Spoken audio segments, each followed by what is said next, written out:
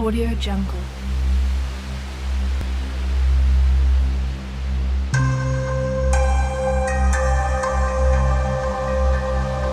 Audio Jungle.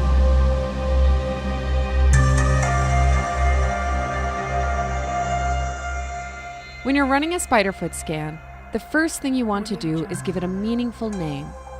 So let's start with My First Scan as a name.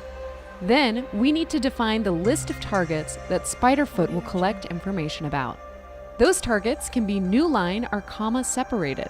If you want to see the list of target types that Spiderfoot supports, just click the Help button. Everything else beyond this point is optional, but let's walk through it anyway. Iteration tells Spiderfoot what it should do when it identifies new entities during a scan. So, for example, if a new IP address is found, should Spiderfoot attempt to identify information about it? Or, if a name is found within web content, should Spiderfoot attempt to identify information about that name? Spiderfoot modules are ultimately what do all the data collection and processing.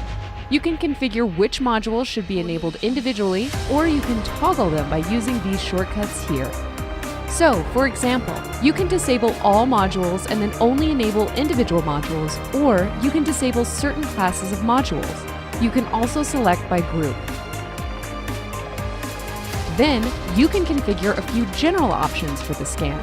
Correlations are especially useful on large scans to help surface interesting data from the scan. Screenshotting will have Spiderfoot capture screenshots of dark web and other content that's found.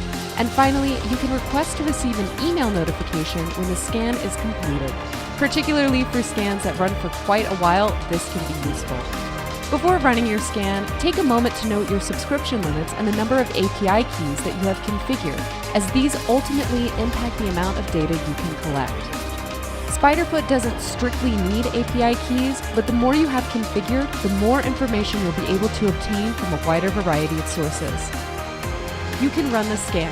Spiderfoot will immediately start collecting data for your targets, and you can either watch and wait as the data is updated in real time, or you can check back once the scan completion email notification has arrived.